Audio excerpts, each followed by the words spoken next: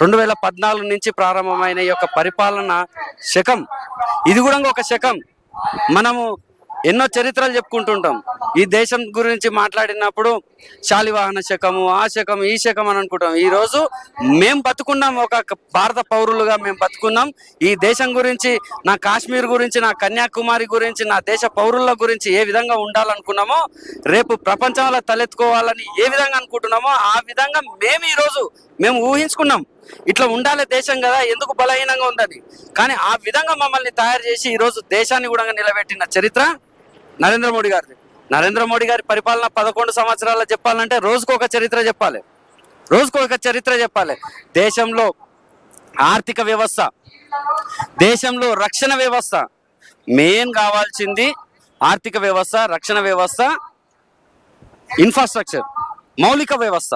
ఈ మూడు కూడా ఈరోజు దేశానికి ఉన్నది కాబట్టి ఈరోజు ప్రపంచం భారత్ వైపు చూస్తుంది.